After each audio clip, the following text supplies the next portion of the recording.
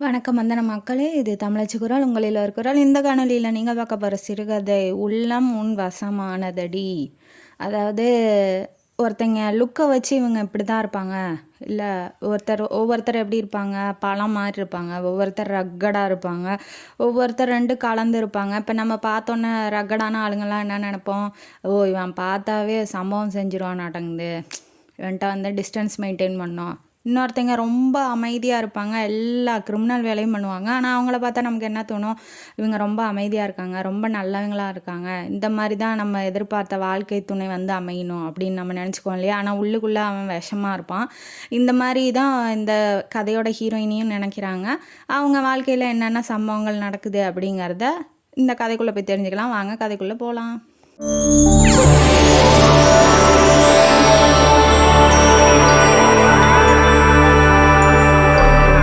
இந்த கதையோட ஆரம்பத்தில் ஹீரோயினியை தான் இன்ட்ரடியூஸ் பண்ணுறாங்க. ஹீரோயினி பேர் மிருணாளினி.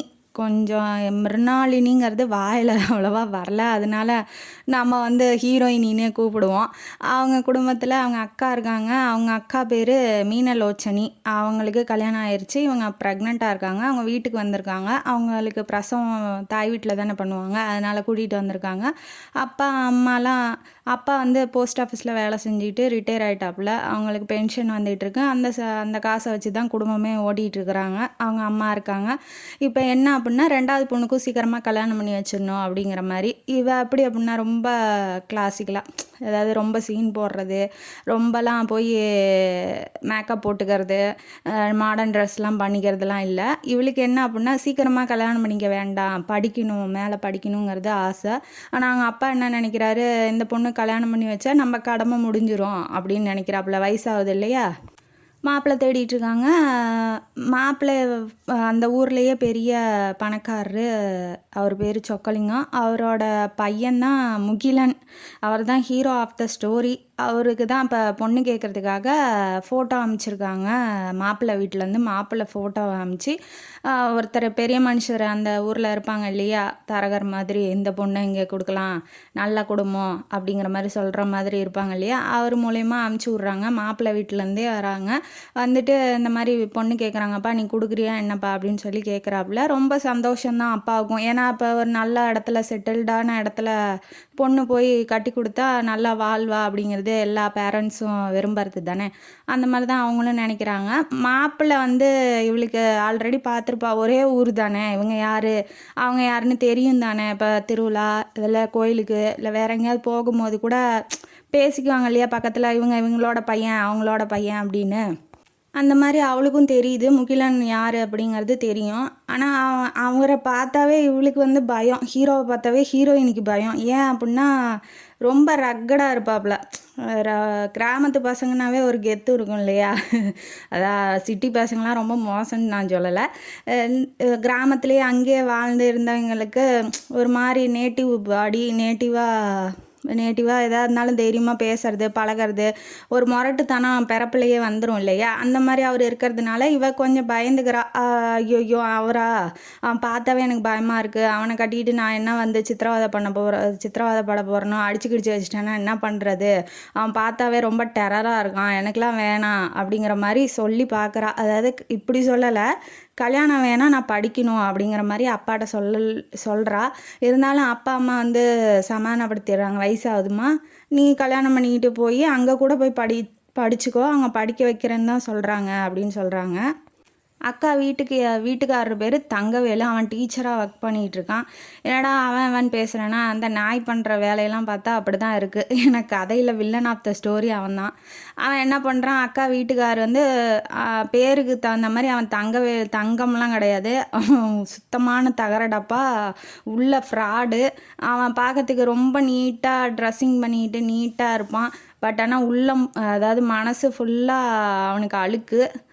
அந்த மாதிரி தான் அவன் இருப்பான். ஆனால் இவளுக்கு தெரியாது இல்லையா, அக்கா வீட்டுக்காருங்கிறதுனால பார்க்கும்போது ரொம்ப நல்லா சாஃப்டாக பல மாதிரி இருக்கான், இவன் தான் நல்ல மனுஷன் அப்படிங்கிற மாதிரி அவள் வந்து தாட் ப்ராசஸில் வச்சுருக்கா. ஆனால் உள்ள அப்படி அவன் இல்லை அப்படிங்கிறது இவளுக்கு தெரியாது. இனிமேட்டு தெரிஞ்சுக்குவான்னு நினைக்கிறேன். அப்பா அம்மாட்ட அதுக்கு மேலே போய் பேச முடியாது இல்லையா? அதனால் அக்காட்ட தன் மனசில் இருக்கிறதெல்லாம் சொல்கிறா. அவனை பார்த்தாவே எனக்கு பயமாக இருக்குது, எனக்கு வேண்டாம், அவன் வேண்டாம், யாராவது படித்த நல்ல நல்ல உத்தியோகத்தில் இருக்க சிட்டி பக்கமாக இருக்கிற ஆளுக்கு எனக்கு கல்யாணம் பண்ணி கொடுக்க சொல்லு, நான் அப்போது பண்ணிக்க மாட்டேன், எனக்கு ரொம்ப பயமாக இருக்குன்னு அக்காட்ட சொல்கிறா. இதெல்லாம் போய் அப்பா அம்மாட்ட சொல்ல முடியாது இல்லையா? அக்கா என்ன சொல்கிறா, இன்னொன்று சொல்கிறா, என்ன சொல்கிறான்னா, மாமா மாதிரி மாப்பிள்ளை இருந்தால் பரவாயில்ல, ரொம்ப தங்கமானவர் அப்படின்னு சொல்கிறா. தங்கமானவர் அப்படின்னு சொல்லி ஒரு மாதிரி அக்கா செய்கிறாங்க.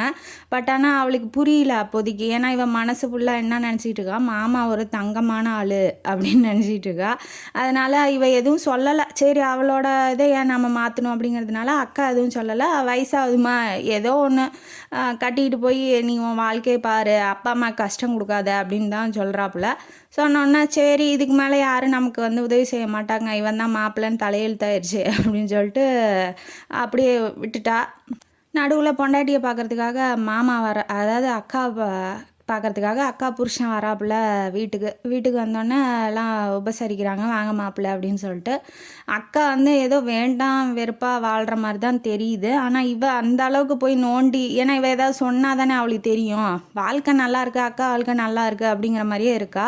உள்ளுக்குள்ளே என்ன நடக்குது அப்படிங்கிறது அவள் சொல்லலை, அதாவது அக்காக்காரி சொல்லலைங்கிறதுனால அவளுக்கு தெரியல. ஏனோ தானோன்னு வாழ்க்கை நடத்திட்டு இருக்க மாதிரி தான் அவள் ஆக்ஷன்ஸ்லாம் இருக்குது. இவளுக்கு டவுட்டு தான் ஆகுது. இருந்தாலும் சரி, நம்ம ஏன் தேவையில்லாமல் போய் சண்டை முட்டி விடணும், இல்லை சண்டையாக இருந்தால் அக்கா சொல்லுவா, நம்ம ஏன் தேவையில்லாமல் போய் கேட்கணும் அப்படிங்கிற மாதிரி அவள் இருந்துடுறா. நடுவில் பார்த்துட்டு என்னம்மா என்ன ஆச்சு, மாப்பிள்ளை பார்க்குறீங்க, என்கிட்ட ஒரு வார்த்தை கூட சொல்லலை அப்படின்னு மாதிரி கேட்குறான். கேட்டோன்னே இவர் என்ன சொல்கிறார், இல்லை திடீர்னு நிச்சயமாயிருச்சு, மன்னிச்சுக்கோங்க, உங்கள்கிட்ட சொல்லலான்னு தான் இருந்தோம், ஆனால் திடீர்னு ஆனதுனால டக்குன்னு எங்களால் சொல்ல முடியல அப்படிங்கிற மாதிரி சமாளிக்கிறாப்புல.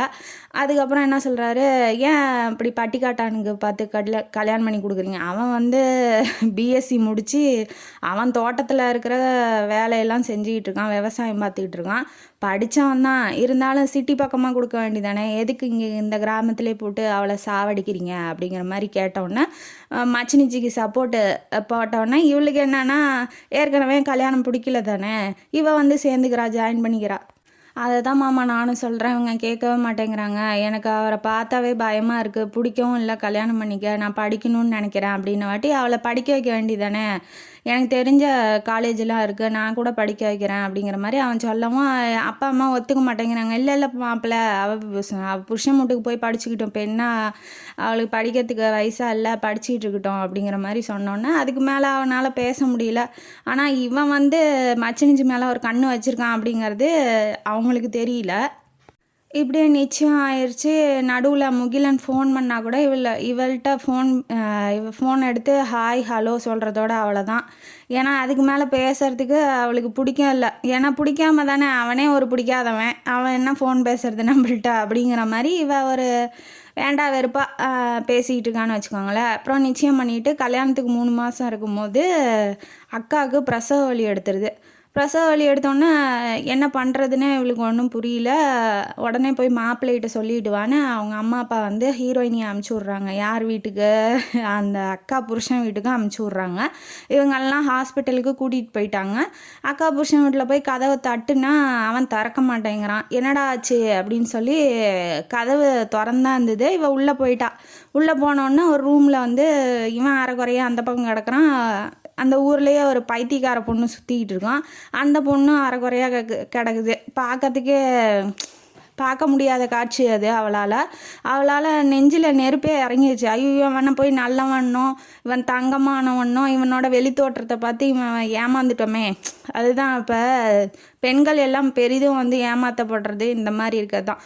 ரொம்ப தங்கமான பையனாக இருப்பான், அவன் பார்த்து நீ ஒரு பொறுக்கி, நீலாம் உருப்பட மாட்ட அப்படி இப்படின்னு சொல்கிறது.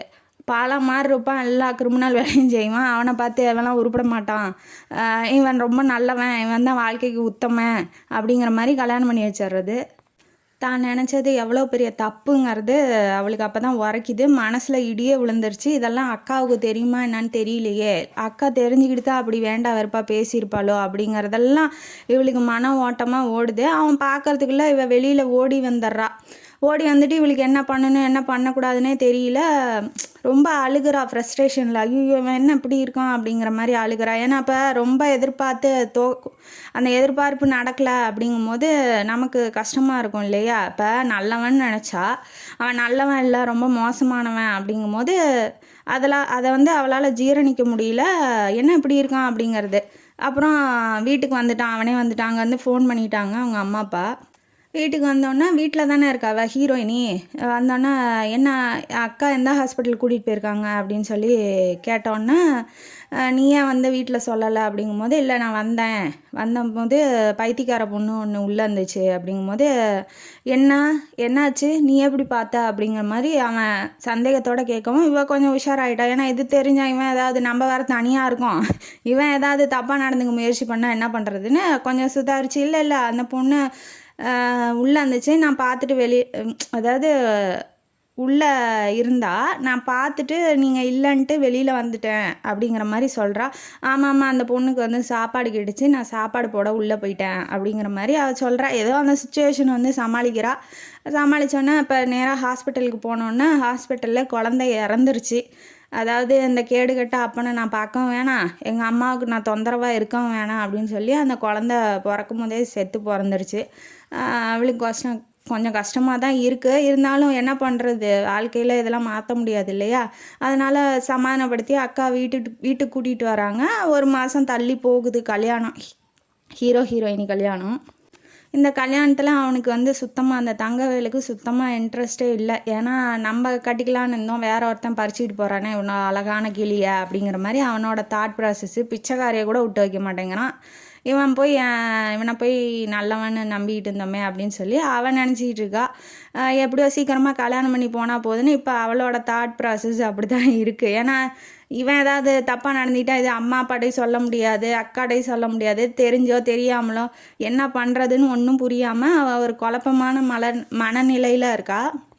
கல்யாணம் ஓரளவுக்கு நல்லபடியாக ஜாம்னு முடிஞ்சோடனே வீட்டுக்கு கூட்டிகிட்டு போனோன்னே ஃபஸ்ட் நைட் வரும் இல்லையா. ஆக மொத்தத்தில் எல்லா கதையிலையும் ஃபஸ்ட் நைட் வந்து உருப்படியாக ஹீரோயினிக்கு நடக்காது. அதே தான் இங்கேயும் நடக்குது. என்ன அப்படின்னா, ஹீரோயினி வந்து பயந்துகிட்டே உள்ளே வந்துட்டு உட்காந்து பால் கொடுக்குறாங்க, உட்கார சொல்கிறான். உட்காந்தோடனே என்னாச்சு, என்ன இருந்தாலும் சொல்லும், மனசில் என்ன இருக்குது, வேறு யாராவது விரும்புறியா அப்படின்லாம் கேட்குறாப்புல. இல்லை அப்படிலாம் எதுவும் இல்லை அப்படிங்கும்போது, என்ன பிடிக்கலையா உனக்கு அப்படின்னு சொல்லி கேட்குறாப்புல. அவள் எதுவும் சொல்லலை, அமைதியாக உட்காந்துக்கிறா. புரிஞ்சுக்கிறாப்புல, என்ன மனசில் இருக்க சொல்லு, எனக்கு இதெல்லாம் பயமாக இருக்குது, எனக்கு கொஞ்சம் டைம் வேணும் அப்படின்னு சொல்லி கேட்குறா. அவரும் புரிஞ்சுக்கிறாப்புல. சரி சின்ன பொண்ணு போய் ஃபோர்ஸாக இது பண்ணால் அது வேறு வழியாக போயிடும். அதாவது பெண்கள்கிட்ட எப்போதுமே நீங்கள் ஃபோர்ஸாக நம்ம ஆண் அப்படிங்கிற ஃபோர்ஸை காமிச்சிங்கன்னா பெண் அவளோட ஃபோர்ஸை காமிச்சிட்டு கிளம்பிட்டு போயிட்டே இருப்பாள். அதனால் என்ன பண்ணுறோம், அமைதியாக வந்து இந்த விஷயத்த வந்து கையாளலாம் அப்படின்னு சொல்லி நினைக்கிறாப்புல.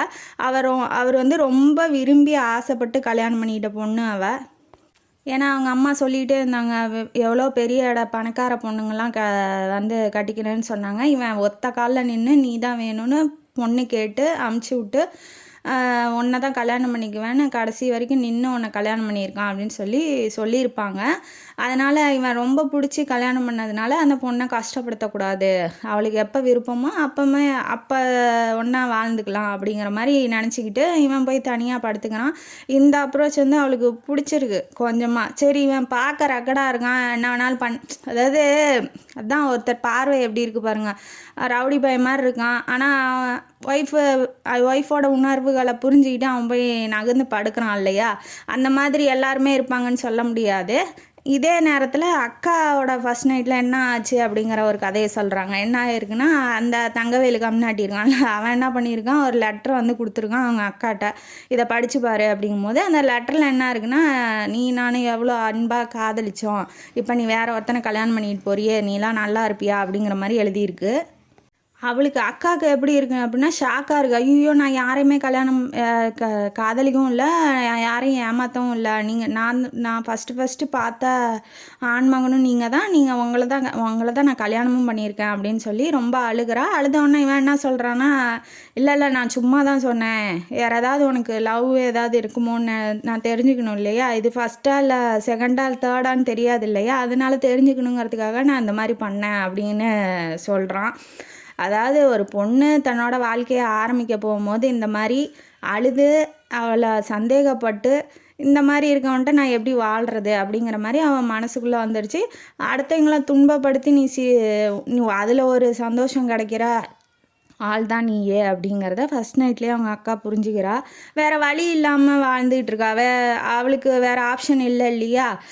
பத்தாவதுக்கு இந்த பொண்ணு ப்ரெக்னெண்ட்டாக இருக்கும் போதே அவன் வந்து அந்த வேலைக்காரி வேலை செஞ்சிகிட்டு இருப்பா அவங்க வீட்டில். அந்த பிள்ளையோட தப்பாக நடந்திருக்கான் அவன்.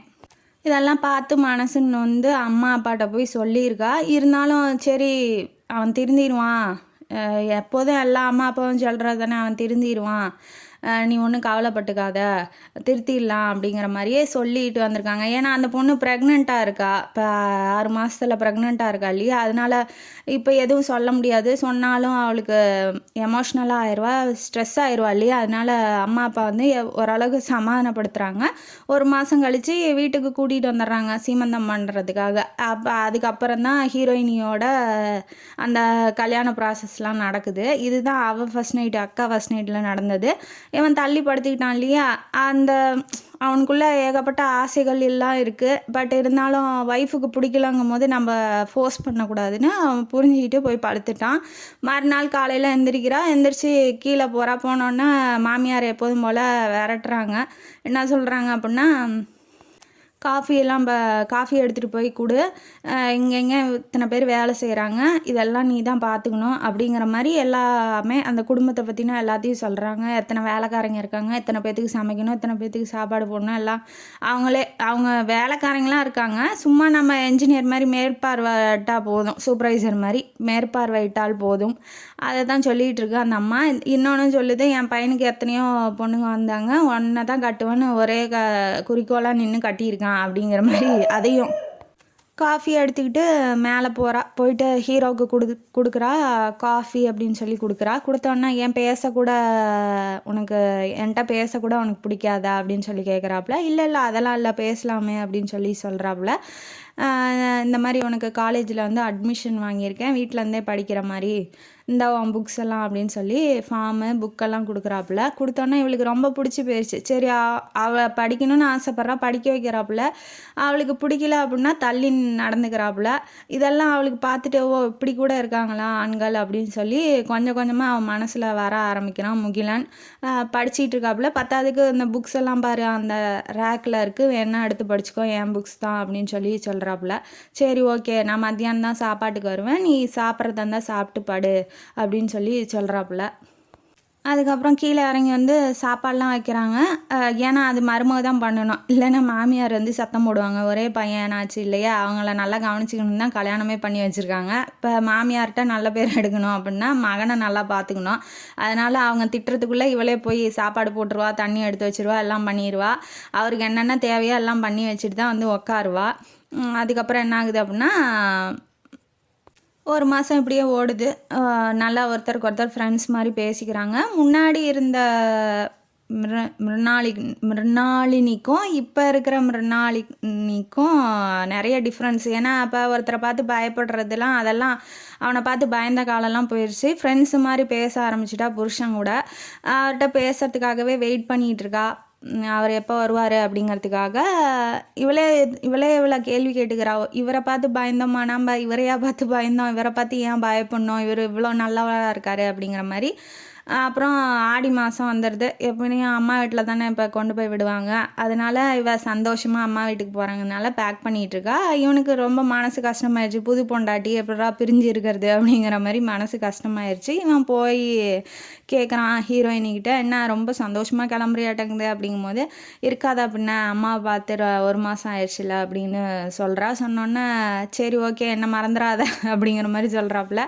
இல்லை ஏன் அப்படி கேட்குறீங்க அப்படின்ன வாட்டி, சரி 1 மாதம் பிரிஞ்சு இருக்கிற ஏதாவது நல்லா கிஃப்டாக கொடுத்துட்டு போகலாமே அப்படிங்கும்போது, என்கிட்ட என்ன இருக்குது, என்கிட்ட ஒன்றுமே இல்லையே கிஃப்ட்டு அப்படிங்கும்போது, இருக்கு இருந்தாலும் நீ தரமாட்ட பரவாயில்ல அப்படிங்கிற மாதிரி அவர் வெளிப்படையாக பேசாமல் இலைமறைவு காய்மறைவாக பேசுகிறாப்புல. அது அவளுக்கு புரியுது. இருந்தாலும் அவளும் வெளிப்படையாக எதுவும் சொல்லாமல் அமைதியாக மனசுக்குள்ளேயே வச்சுக்கிட்டு பிடிச்சிருக்கு. ஆனால் இன்ன வரைக்கும் அவள் சொல்லலை. வீட்டில் கொண்டு போய் விட போகும்போது அந்த பைத்தியம் இருக்குது இல்லையா, அந்த மனநலம் சரியில்லாத பொண்ணு, அந்த பொண்ணு என்ன பண்ணுது, ரோட்டில் மயங்கி விழுந்துருச்சு. அந்த பொண்ணை இவர் போய் காப்பாற்றி ஒரு ஹோமில் விடுறாப்புல. ஹோமில் விடும்போது தான் தெரியுது அந்த பொண்ணு ப்ரெக்னெண்ட்டாக இருக்குது அப்படிங்கிறது. அதுக்கு காரணம் யார், ஆப்வியஸாக அவங்க அக்கா புருஷன் தான் காரணம் இல்லையா. அதுவும் அவளுக்கு தெரியுது. இருந்தாலும் முகம் அவளுக்கு வெளிறிடுச்சு. என்ன ஐயோயோ இப்படி பண்ணிட்டானே இவன் அப்படிங்கிற மாதிரி. இது தெரிஞ்சால் நம்ம குடும்பத்தை பற்றி இவன் என்ன நினப்பான், புருஷங்காரன் என்ன நினப்பான், புருஷன் குடும்பம்லாம் என்ன நினைக்கும், என்னடா அது அப்படிங்கிற மாதிரி இவ பயந்துக்கிட்டே ஒரு மாதிரியா ஆயிட்டா. இருந்தாலும் அவர் எதுவும் சொல்லலை. சரி பரவாயில்ல விடு, ஏன் இதுக்கெல்லாம் போய் பயந்துக்கிற, எவன் பண்ணானோ அவன் நல்லாவே இருக்க மாட்டான் அப்படிங்கிற மாதிரி சொல்லிவிட்டு இவர் கூட்டிகிட்டு போய் அவங்க வீட்டில் இறக்கி விடுறாரு. சாப்பாடெலாம் சாப்பிட்டுட்டு இப்போ கிளம்புறாப்புல. சரி பாரு அப்படின்னு சொல்லிட்டு. ஆனால் இவன் மனசுக்குள்ளே அதுக்கு காரணம் அவன்தான் தெரியும் இல்லையா, மாமங்காரன். அக்காட்ட மட்டும் சொல்லலாம் அப்படிங்கிற மாதிரி சொல்ல ஆரம்பிக்கிறா. இது இவளுக்கும் தெரிய மாட்டேங்குது, அக்காவுக்கும். எனக்கும் தெரியும், இருந்தாலும் எதுவும் சொல்ல முடியல என்னால், என்ன பண்ணுறது, புருஷனாக போயிட்டான் அப்படிங்கிற மாதிரி அவள் சொல்கிறா. சொன்னோன்னே சரி பார்த்து பத்திரமா இருந்துக்கோ, மாமா எப்படியாவது திருந்திடுவார் அப்படின்னு தான் அவள் சொல்ல முடியும். வேற என்ன சொல்ல முடியும், ஒன்றும் சொல்ல முடியல. அப்புறம் ஒரு 2-3 நாள் கழித்து புருஷன் வராப்புல. அப்பப்போ பார்க்கறது, பழகிறது, பேசுறது. அவளுக்கு கொஞ்சம் கொஞ்சமாக முகிலனை ரொம்ப பிடிக்க ஆரம்பிக்குது. பத்தாவதுக்கு ஒரு லேண்டு வாங்கியிருக்காப்புல அவங்க அப்பா. அந்த லேண்டு பிரச்சனையை தீர்த்து அதை விற்கிறதுக்கு ஹெல்ப் பண்ணது மாப்பிள்ளை தான், சின்ன மாப்பிள்ளை தான் அப்படின்னு சொல்லி அவங்க அப்பா பெருமையாக பேசும்போது, நம்ம குடும்பத்து மேலே இவர் இவ்வளோ அக்கறை வச்சுருக்காரு அப்படின்னு நினைக்கிறா. எப்படியா இருந்தாலும் அம்மா வீட்டுக்கு பண்ணால் ஆப்வியஸாக அவளுக்கு பிடிக்க தானே செய்யும். அதனால் ரொம்ப பிடிச்சி போயிடுச்சு. இப்போ அந்த பொண்ணுக்கு கொடுமை நடந்திருக்கு இல்லையா, அதை யார் என்ன அப்படின்னு சொல்லி கண்டுபிடிக்கலாம் அப்படின்னு ஹீரோ முயற்சி பண்ணுறாரு. முயற்சி பண்ணும்போது தான் தெரியுது, அந்த ஊர்லேயே இந்த மாதிரி, அதாவது கிராமம்னா பக்கத்தில் ஏதாவது சத்தம் கேட்டால் உடனே போய் பார்ப்பாங்க இல்லையா, இந்த மாதிரி பெரிய தப்பு நடந்திருக்கு. இதுக்கு யார் காரணம், அரசல் பரசலாக பேச ஆரம்பிச்சிருப்பாங்க இல்லையா. அதனால் அதுலேருந்து என்ன தெரிய வருதுன்னா, இந்த மாதிரி மருமகளோட அக்கா புருஷன் தான் இந்த மாதிரி தப்பாக நடந்திருக்கான் அப்படின்னு சொல்லி நேர்லேயே பார்த்ததாகவும் ஒருத்தர் சொல்லிடுறாப்புல. யார், ஹீரோவோட அப்பாட்ட சொல்லவும் ஹீரோவோட அப்பா என்ன பண்ணுறாரு, கூப்பிட்டு விட்றாப்புல. அவர் பெரிய மனுஷன் இல்லையா அந்த ஊர்லேயே, அதனால் கூப்பிட்டு விட்றாப்புல. என்னடா என்ன அந்த பொண்ணு பைத்தியக்கார பொண்ணுகிட்ட போய் தப்பாக நடந்திருக்கியா, மனநலமே சரியில்லை, அந்த பொண்ணுகிட்ட என்னடா உனக்கு அவ்வளோ இது அப்படின்னு வாட்டி, உங்கள் பையன் பண்ண தப்பெல்லாம் ஏன் மேலே சொல்கிறீங்களா அப்படிங்கிற மாதிரி இவன் இந்த தங்கவேலு திருப்பி விட்டுறான். திருப்பி விட்டான்னா, இந்த மாதிரி இன்னொரு வாட்டி நடந்துச்சு பிச்சிருவேன், நீ இருக்கிற இடமே தெரியாமல் பண்ணிடுவேன் அப்படிங்கிற மாதிரி மிரட்டி அமுச்சு விட்றாப்புல. என்ன ஆதாரம் இருக்குது அப்படின்னு சொல்லி இவன் கேட்குறான். கேட்டோன்னே போறியா என்னடா, இன்னொரு வாட்டி எதாவது பண்ணால் அவ்வளோதான், என் மருமகளோட குடும்பம் அப்படிங்கிறதுனால உன்னை சும்மா விட்றேன் அப்படின்னு சொல்லி பெரிய ஒரு மிரட்டி அமுச்சு விட்றாப்புல. இதெல்லாம் ஹீரோவுக்கும் தெரியும். ஹீரோயினிகிட்ட சொன்னால் அவள் ரொம்ப கஷ்டப்படுவா அப்படிங்கிறதுனால எதுவுமே சொல்ல மாட்டேங்கிறாப்புல. அப்பப்போ பேசுறது, என்ன பண்ணுற என்ன செய்கிற அப்படின்னு சொல்லி கேட்டுக்கிறது, படிப்பில் ஏதாவது டவுட்டுன்னா சொல்லி தரது, அப்புறம் தோட்டத்து பக்கமாக போய் வளர்த்திட்டு வர்றது, இதெல்லாம் அவளுக்கு பழகிடுச்சு. இப்போ கூடையே இருந்து பேசி பழகிட்டே இருந்த ஆள் இப்போ காணோம் அப்படின்னா நமக்கு எப்படி இருக்கும், ஒரு மாதிரியாக எதையோ இழந்த மாதிரி இருக்கும்ல. இப்போ அவன் மனசுக்குள்ளே வந்துட்டான். எப்போதுமே அவனை பற்றியே நினச்சிக்கிட்டு இருக்கான். அவனுக்காக இப்போல்லாம் காத்துக்கிட்டு இருக்கா. யாரை பார்த்து பயந்து இவன் வேணான்னு சொன்னாலும் இப்போ அவன் இல்லாமல் நம்ம வாழ்க்கையே இல்லை அப்படிங்கிற ரேஞ்சுக்கு போயிட்டா. புருஷன் தானே, நம்ம ஏன் இப்படி இருக்கோம், அவருக்கும் ஆசை இருக்கும் தானே, ஏன் நம்ம அதை கவனிக்காமல் விட்டுட்டோம் அப்படிங்கிற மாதிரி இப்போ தோண ஆரம்பிக்குது. அவளுக்கு புருஷன் ரொம்ப பிடிக்க ஆரம்பிக்குது. இப்போ என்ன ஆகுது அப்படின்னா, ஊருக்கு இப்போ கிளம்பி போக வேண்டிய நேரம் வந்துடுச்சு. ஆடி மாதம் முடிஞ்சிருச்சு. கூட்டிகிட்டு வரலான்னு வரும்போது ஃபோன் வருது, இந்த மாதிரி தங்கவேலுக்கு ஆக்சிடெண்ட் ஆயிடுச்சு அப்படிங்கிற மாதிரி. ரொம்ப செலவாகும் அப்படின்னு சொல்லி ஹாஸ்பிட்டலில் சொல்கிறாங்க. இவங்க என்ன பண்ணுறாங்க, உடனே நான் ஹெல்ப் பண்ணுறேன் அப்படிங்கிற மாதிரி சொல்லியிருப்பாப்புல சின்ன மாப்பிள்ளை. ஆனால் வேணான்ட்டாப்புல மாமனார், வேணாம் நான் பார்த்துக்கிறேன் மாப்பிள்ளை அப்படின்னு சொல்லி அவரே எல்லாம் கடனை வேணால் கொடுங்க, நான் கடனை அடைச்சிட்றேன் அப்படிங்கிற மாதிரி சொன்னார். இல்லை பரவாயில்ல, நானே லோன் போட்டு நான் பார்த்துக்கிறேன் அப்படின்னு சொல்லி மாமனாரும் சொல்கிறாப்புல. சரி ஏதாவது ஹெல்ப்னா கூப்பிடுங்க மாமா அப்படின்னு சொல்லிட்டு இவளை ஹாஸ்பிட்டலில் விட்டுட்டு அவன் வீட்டுக்கு போயிடுறான். வீட்டுக்கு போனோன்னே மறுநாளே வந்துட்டோன்னா ஏன் அங்கேருந்து வந்த அப்படிங்கும்போது, இல்லை அங்கே பார்த்துக்க அப்பா அம்மா அக்காலாம் இருக்காங்க, உங்களை பார்த்துக்க யாரும் இல்லையா அதனால நான் வந்துட்டேன். புருஷனுக்கு வந்து இங்கே இப்போ தரையிலே கால் நிற்கல, எல்லாம் மேலே மிதக்கிறாப்புல. ஐயோ பொண்டாட்டி நம்ம மேலே அன்பாக பேசுகிறாளே, நம்மளை கவனிச்சிக்கணும்னு அங்கேருந்து வந்துட்டாளே அப்படிங்கிற மாதிரி ரொம்ப ஆர்வத்தில் துள்ளி குதிக்கிறாப்புல. அவருக்கு வந்து கால் தரையிலே நிற்கல.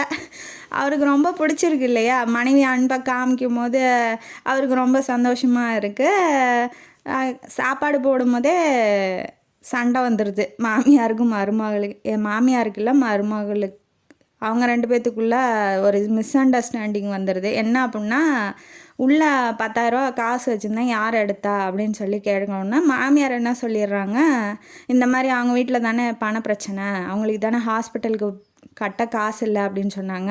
ஒரு வேளை மருமக தான் தூக்கி கொடுத்துருப்பாளோ அப்படிங்கிற மாதிரி சொல்லிட்டாங்க. உடனே அவர் வந்து டிஃபெண்ட் பண்ணுறாரு பொண்டாட்டியா, இல்லை நானே கேட்டேன் காசு தரேன்னு, மாமா வேணான்ட்டாப்புல, என்னை கேட்காம எடுத்துகிட்டு போய் கொடுக்கறதுக்கு சான்ஸே இல்லை, கொடுத்தாலும் அப்பா வாங்கிக்க மாட்டார், தேவையில்லாமல் ஏமா பழி போடுற, ஒன்று தெரியாமல் ஏன் பண்ணுற அப்படிங்கிற மாதிரி சொன்னோன்னே 10,000 வந்து திராட்சை தோட்டத்துக்கு வந்து மருந்தடிக்கிறதுக்காக கொடுத்துருப்பாங்க. இவங்களே கொடுத்துருப்பாங்க மாமியார், ஆனால் மறந்துட்டு இப்படி சொல்லியிருப்பாங்க. கொஞ்சம் நேரம் கழித்து வந்து ஆமாம்மா நான் தான் கொடுத்தேன் மறந்துட்டேன் அப்படிங்கிற மாதிரி சொன்னோன்னே, இந்தமேட்டாவது தெரிஞ்சுக்கிட்டு பேசுங்கம்மா அப்படின்னு சொல்லி அம்மாவை திட்டிட்டு இவன் மேலே போகிறான். ஒய்ஃபை சமாதானப்படுத்துறதுக்காக போகிறான். ஏன்னா இப்போ மேலே தப்புங்கிற மாதிரி இவங்க பேசிட்டாங்க இல்லையா, அதனால் ஒய்ஃபை சமாதானப்படுத்த போகிறான். இல்லை நீ கோச்சிக்காத, அம்மா தெரியாமல் பேசிட்டாங்க அப்படிங்கும்போது, இல்லை நான் புதுசு தானே உங்கள் குடும்பத்துக்கு, என் மேலே டவுட் வர்றது இயல்பு தான், இருந்தாலும் பரவாயில்ல அத்தை தானே பேசுனாங்க அப்படின்னு சொல்லி அவளும் ஒத்துக்கிறா. உடனே மாமனார் வந்து ஃபுல் சப்போர்ட்டு, மாமியாரை பிடிச்சி கத்துறாப்புல, பாரு மருமக எப்படி இருக்கா அப்படின்னு, நீயும் இப்படி இருக்க, பொண்ணாக இருந்தால் நீ இப்படிலாம் பேசுவியா, உன் பொண்ணாக இருந்தால் உன் வயிற்றில் பெற்ற பொண்ணாக இருந்தால் இப்படி பேசுவியா, இனிமேட்டாவது ஒழுங்காக திருந்தி வாழ பழகு அப்படிங்கிற மாதிரி மாமனாரும் திட்டிடுறாப்புல. அதுலேருந்து மாமியாருக்கும் அரைச்சிருது. ஏன்னா இப்போ பணம் கொடுத்து கூட்டிகிட்டு வந்து மருமக வாழை வச்சா பணக்காரியாக இருந்தால் அவ திமிருக்கு ஆடுவா, இவங்க சொல்கிறதெல்லாம் கேட்க மாட்டா இல்லையா. இப்போ இவளாக இருக்கவும் எல்லாத்தையும் அட்ஜஸ்ட் பண்ணிக்கிறா, அதுவும் அவங்களுக்கு புரியுது. அதுலேருந்து அவங்க திட்டுறதில்ல. ஒரு நாள் என்ன ஆகுது அப்படின்னா, நான்வெஜ் இவ சாப்பிட மாட்டா, வெஜிடேரியன் தான் சாப்பிடுவா. இருந்தாலும் புருஷன் மேலே அன்பு அதிகமாகிடுச்சு இல்லையா இப்போல்லாம். அதனால் என்ன பண்ணுறா அப்படின்னா, அவர் சாப்பிட்ற சாப்பாடை நம்மளும் சாப்பிட்டு பார்க்கலாம், நம்மளும் அவரோட சாப்பிட்டு ஒரே மாதிரியே ஒரே ஃப்ளோவில் இருக்கலாம், அவருக்கு பிடிச்சது எனக்கும் பிடிக்கணும் அப்படிங்கிறதுனால அள்ளி போட்டு திங்கும் போது வாந்தி எடுத்துட்றா. எப்படியும் 3-4 மாதம் ஆயிடுச்சு. வாந்தி எடுத்தோன்னே மாமியார் என்ன நினைப்பாங்க, ஆப்வியஸாக குழந்த உண்டாயிடுச்சு அப்படின்னு நினைக்கிறாங்க. எல்லாத்தையும் கூப்பிட்றாங்க. ஆனால் அதெல்லாம் ஒன்றும் இல்லை அப்படின்னோடனே ஃபோன் அடித்து முதல்ல வாந்தி எடுத்தது சந்தோஷமாக சொன்னாங்க மௌனுக்கு. உடனே 2 மணி நேரம் கழித்து அதெல்லாம் ஒன்றும் இல்லை நீ உன் வேலையை பாரு அப்படிங்கிற மாதிரி சொல்லிட்டாங்க. அவங்களுக்கு பேரன் பேத்தியை பார்க்கணுன்னு ஆசை இருக்குது. அவங்க என்ன பண்ணுவாங்க, உடனே வீட்டுக்கு வந்துட்டாப்புல, என்னம்மா நினச்சிக்கிட்டு இருக்க, ஏம்மா அப்படி ஃபோன் அடிச்சிக்கிட்டு இருக்க அப்படின்ன வாட்டி, அதெல்லாம் ஒன்றும் இல்லை போடா அப்படின்ட்டு அவங்க போயிட்டாங்க. ஒரே மகனை பெற்றேன், ஒரு பிள்ளை கூட வழி இல்லை, என்ன பண்ணி தொலையிறது அப்படிங்கிற மாதிரி அவங்க காண்டில் பேசிட்டு போவோம். இவளுக்கு ரொம்ப கஷ்டமாயிருச்சு. நம்ம இவ்வளோ லவ் பண்ணுறோம், இவ்வளோ மனசில் நினச்சிக்கிட்டு இருக்கோம், ஏன் நமக்கு அவர் மனைவிங்கிற உரிமையை கொடுக்கவே இல்லை அப்படின்னு நினச்சோடனே சமாதானப்படுத்துறதுக்காக, ஒய்ஃபை சமாதானப்படுத்துறதுக்காக வெளியில் கூட்டிகிட்டு தோட்டத்து பக்கமாக போகிறாப்புல. போனோடனே நான் எதாவது தப்பு பண்ணிக்கிட்டேன்னா என்னை மன்னிச்சிருங்க அப்படிங்கிற மாதிரி அவள் கேட்கும்போது, இல்லை நான் தான் மன்னிப்பு கேட்கணும், அம்மா அப்படி தான், பெருசாக நினச்சிக்காத அப்படின்னு சொல்லும்போது ஹக் பண்ணிக்கிறாங்க. உடனே அவரும் வந்து ஹக் பண்ணுறாரு. ஹக் பண்ணி கிஸ் பண்ணுறாப்புல. அங்கேயே ஃபஸ்ட் நைட்டும் முடிஞ்சிடுது. நல்லபடியாக இவங்க 2 பேரும் வாழ்ந்து ஒரு பேரனோ பேத்தியோ அந்த அம்மா கையில் கொடுப்பாங்க அப்படின்னு சொல்லி ஆசிரியர் சொல்லாமல் சொல்லி இந்த கதையை முடிக்கிறாப்புல. நானும் முடிக்கிறேன். இந்த கதை எப்படி உங்களுக்கு இருந்துச்சுன்னு சொல்லுங்கள். யாரையுமே உருவத்தை பார்த்தோ போடுற ட்ரெஸ்ஸை பார்த்தோ எடை போடாதீங்க, மனசை பார்த்து எடை போடுங்க அப்படிங்கிறது தான் இந்த கதையோட கருத்து. இந்த கதைங்கானாலையும் உங்களுக்கு பிடிச்சிருக்குன்னு நினைக்கிறேன். பிடிச்சிருந்தா லைக் பண்ணுங்கள், ஷேர் பண்ணுங்கள், சப்ஸ்கிரைப் பண்ணுங்கள், கமெண்ட் பாக்ஸில் கமெண்ட் பண்ணுங்கள். நன்றி மக்களே.